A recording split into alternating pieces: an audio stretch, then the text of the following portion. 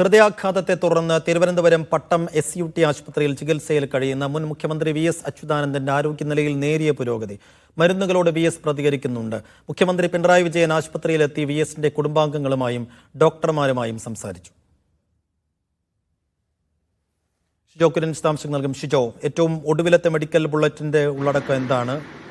VSന്റെ ആരോഗ്യനില ഇപ്പോൾ എങ്ങനെ?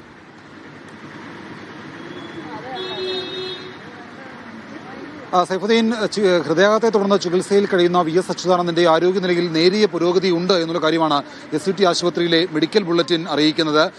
വിവിധ വിഭാഗങ്ങളിലെ ഡോക്ടർമാരുടെ സേവനം, ഇപ്പോൾ വിദഗ്ധ ഡോക്ടർമാരുടെ സേവനം VSന് നൽകി വരുന്നുണ്ട്. കാർഡിയോളജിസ്റ്റ്, അതുപോലെ നെഫ്രോളജിസ്റ്റ്, ന്യൂറോളജിസ്റ്റ്, ഇന്റൻസിവിസ്റ്റ് തുടങ്ങിയ വിവിധ വിഭാഗങ്ങളിലെ ഡോക്ടർമാരുടെ സേവനം VSന് നൽകി വരികയാണ്. അല്പസമയം മുമ്പ് മുതിർന്ന നേതാവ് പാലോളി മുഹമ്മദ് കുട്ടി VSനെ കാണാനായിട്ട് ഇവിടേക്ക് വന്നിട്ടുണ്ട്. നമുക്ക് ആ ദൃശ്യങ്ങൾ തന്നെ കാണാം. നേരത്തെ മുഖ്യമന്ത്രി പിണറായി വിജയൻ VSനെ കാണാൻ ഇവിടെ വന്നിരുന്നു. VSന്റെ കുടുംബാംഗങ്ങളുമായിട്ടും ഡോക്ടർമാരുമായിട്ടും മുഖ്യമന്ത്രി ആശയവിനിമയം നടത്തിയതിനു ശേഷമാണ് ഇവിടേക്ക് മടങ്ങിയത്.